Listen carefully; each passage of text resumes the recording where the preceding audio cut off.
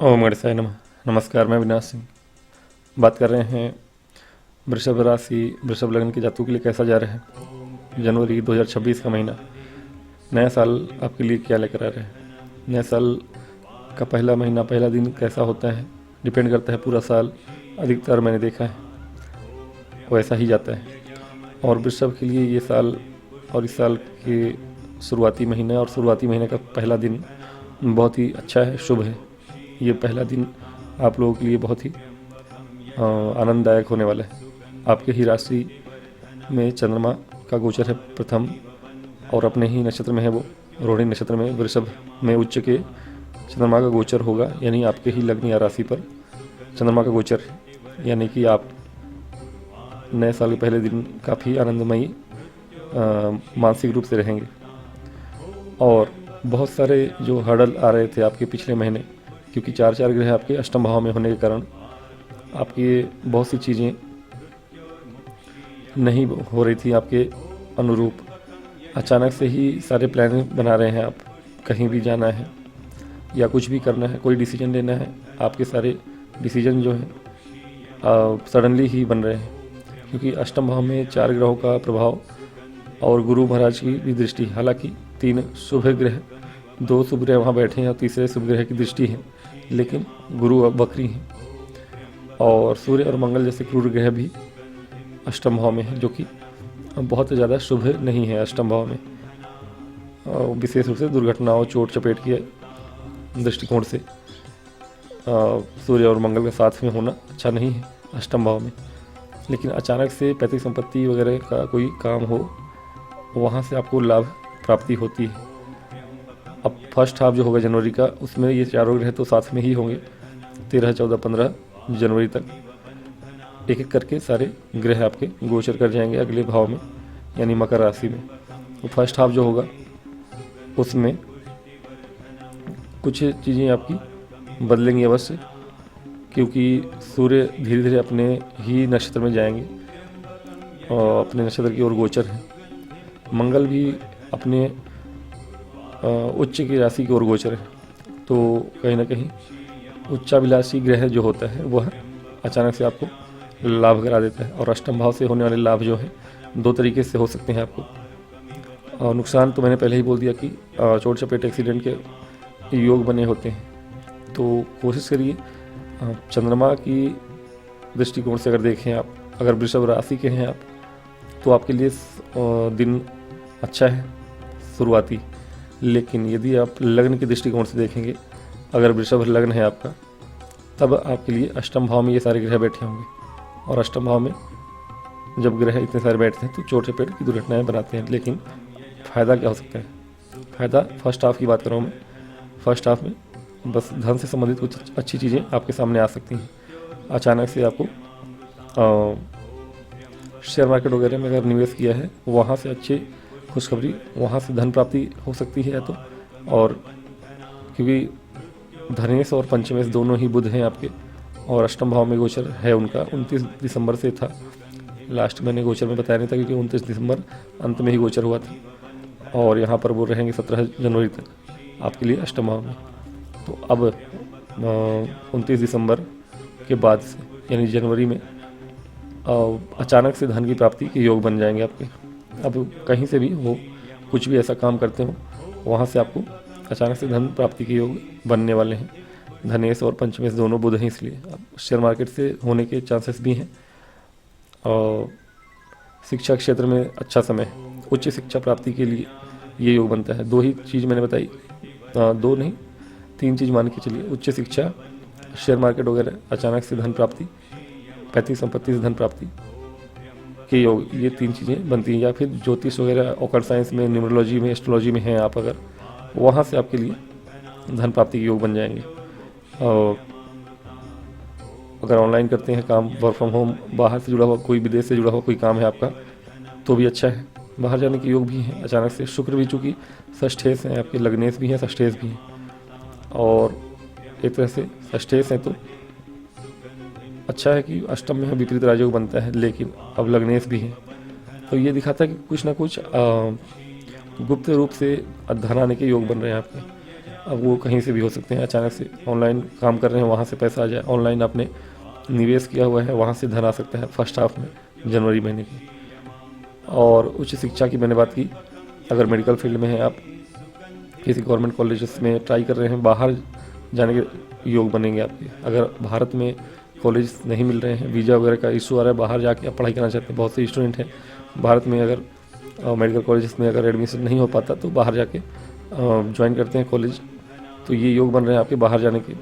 बहुत दिनों से जो लोग ट्राई कर रहे थे और वीज़ा वगैरह के इशू में थे फंसे हुए, उनके लिए समय अच्छा है। उनको ये जो प्रॉब्लम आ रही है आपके वीज़ा वगैरह का, कोई भी लीगल इशू आ रहा है बाहर जाने में, वो सारी प्रॉब्लम्स दूर हो जाएंगी। स्टूडेंट के लिए बोल रहा हूँ मैं, और मेडिकल वगैरह के स्टूडेंट हैं अगर तो, या फिर टेक्निकल बैकग्राउंड के भी हैं तब भी जा सकते हैं। और अगर आप फिल्म इंडस्ट्री से जुड़े हुए व्यक्ति हैं या फैशन डिजाइनिंग से जुड़े हुए व्यक्ति हैं, उन लोगों के लिए भी बाहर जाने के योग बहुत दिनों से नहीं बने थे, आप कोशिश कर रहे थे, ट्राई कर रहे थे बाहर जाने के, आपके लिए भी योग बनेंगे। आप लोगों के लिए भी अचानक से ही प्लानिंग कर सकते हैं आप, लेकिन सोच समझ के प्लानिंग करिए, कोशिश करिए कि प्लानिंग कर लीजिए, लेकिन जाने का ट्राई करिएगा सेकेंड हाफ में ही। न्यू ईयर में जाने के योग बनेंगे, लेकिन 15 जनवरी के बाद जाते हैं तो ज़्यादा अच्छा है। तो फर्स्ट हाफ में आपके लिए पैतृक संपत्ति, एस्ट्रोलॉजी वगैरह का काम है, तो वहाँ से भूमि भवन वाहन में कोई काम है अचानक से बन सकता है आपका, बहुत दिनों से अटका हुआ था काम।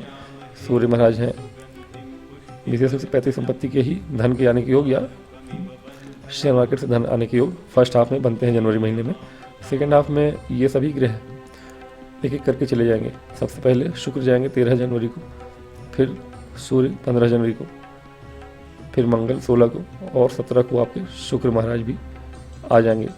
तो एक एक करके ये चारों ग्रह यहाँ पे होंगे, और 17-18 को यहाँ चंद्रमा भी पहुँच जाएंगे कहीं ना कहीं 20-22 को मेरे ख्याल से। तो ये पंचग्रही योग बन जाएगा एक तरह से 20-22 जनवरी में। तो भाग्य भाव में ये सारे ग्रह आपके पहुँचेंगे। अब भाग्य भाव में इन सभी का पहुँचना क्या है, अब कार्य क्षेत्र में तो ऑलरेडी आपके लिए समय अनुकूल ही चल रहा है। देखा जाए तो कार्य क्षेत्र में आपके स्वामी शनि जो वक्रित है, मार्गी हैं, और लाभ भाव में तो कार्य क्षेत्र में तो आपके लिए दौड़ भाग जरूर है, क्योंकि राहु हैं दसम भाव में बैठे हुए। कुछ लोगों के लिए ये व्यर्थ में दौड़ भाग कराते हैं। व्यर्थ में नहीं कहूँगा, अभी हो सकता है कि लग रहा हो कि व्यर्थ में आप दौड़ रहे हैं, लाभ मिल नहीं रहा होगा आपको, क्योंकि शनि है और शनि बहुत जल्दी लाभ देते नहीं। 2.5 साल यहाँ रहते हैं एक भाव में, 2.5 साल में अभी बहुत ज़्यादा दिन नहीं हुए, 4 महीने के लिए आए थे, फिर वक्री हो गए थे, तो जितना आए थे उतना वापस ही चले गए। जब तक ये अच्छे डिग्री पे नहीं पहुँचते शनि, यहाँ 1 साल आप मेहनत करिए। जब लाभ भाव में शनि अच्छे खासी डिग्री पे होंगे, यानी 15 डिग्री तक, तो 15 डिग्री तक आएंगे और अच्छे पोजीशन पे होंगे जब लाभ भाव में आपके, तब आपको वो लाभ प्राप्ति होना शुरू होगा। यानी नेक्स्ट ईयर 2026 की बात करूँ तो 2026 में भी नवंबर-दिसंबर तक, 26 के नवंबर-दिसंबर तक ये शनि आपको कार्य क्षेत्र में विशेष लाभ दिलाएंगे। और राहु भी अभी आपको भटकाएंगे, लेकिन वो भटकना, राहु और शनि एक जैसा ही फल दे रहे हैं आपको, क्योंकि शनि के घर में राहु बैठे हैं तो राहु जैसा ही, शनि जैसा ही प्रभाव देते हैं राहु, और उन्हीं के घर में बैठे हैं तो ऑब्वियसली वैसा ही प्रभाव करेंगे।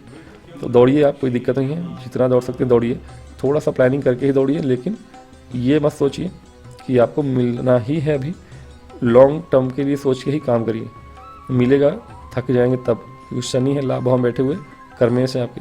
तो कार्य क्षेत्र में अगर आपने छोटे पोजीशन पे ज्वाइन किया है, मान लीजिए कि आपको 10,000 रुपये महीना मिल रहा है और आपका खर्चा नहीं निकल रहा है वहाँ रहने का भी, जॉब आपकी छोटी लग रही है आपको, लगे रहिए। 1 साल के अंदर ये शनि, या 2 साल के अंदर ये शनि आपको पूरी तरह से टेस्ट कर लेंगे। अगर आपने नहीं छोड़ा तो ये 10,000 आपका 50,000 में, या 50,000 है तो 5 लाख में भी पहुंच जाएगा। तो जॉब छोड़ने की जरूरत नहीं है, लगे रहिए। तो कार्य क्षेत्र में देखिए समय अच्छा है। अगर चीज़ें डिले होकर मिल रही हैं तो आपको घबराइए नहीं, चीज़ें आपके फेवर में हो जाएंगी। इसके अलावा व्यापार में समय अच्छा आ जाएगा आपका सेकेंड हाफ में, जनवरी 15 जनवरी के बाद से व्यापार में आपको अचानक से तरक्की देखने को मिलेगी।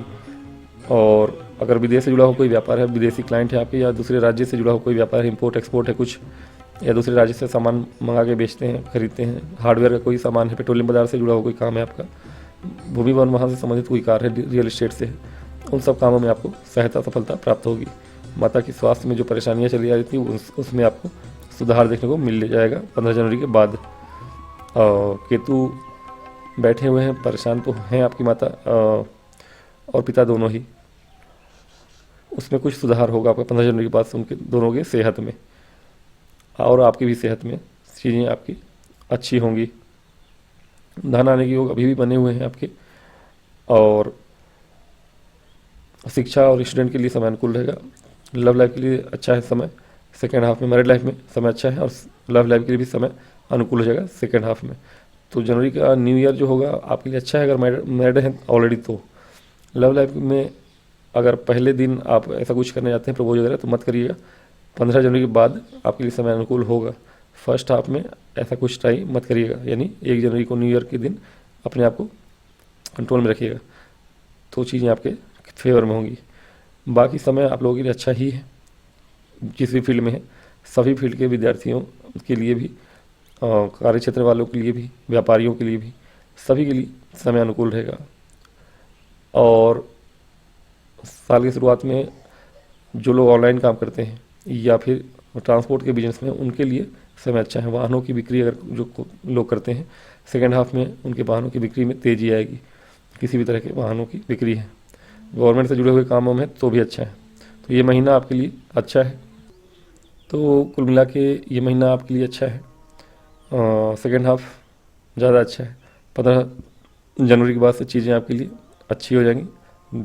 दिन, महीने और साल की शुरुआत अच्छी है, यानी 1 जनवरी अच्छा है, लेकिन धीरे धीरे जैसे जैसे जनवरी का महीना आगे जाता जाएगा वैसे वैसे चीज़ें आपके लिए फेवरेबल होती जाएंगी। हाँ, पैतृक संपत्ति से, एस्ट्रोलॉजी से जुड़ा हुआ कोई काम है तो ज़रूर बनेगा। उपाय स्वरूप में ज़रूर आप दुर्गा सप्तशती अगर पढ़ते हैं तो अच्छी बात है। कवच का पाठ करिए, अगर पूरा नहीं पढ़ सकते तो कवच का पाठ करिए, दुर्गा जी के 108 नामों का जाप करिए, ये आपके लिए सबसे अच्छा उपाय रहेगा। और केले के जड़ में, तुलसी की जड़ में अगर जल चढ़ाएंगे तो ज़्यादा अच्छा है। तो आज की वीडियो में इतना ही, मिलूंगा अगली वीडियो में, तब तक के लिए मुझे आज्ञा दें। और वीडियो पसंद आए तो लाइक और सब्सक्राइब करिए। ओम गणेश।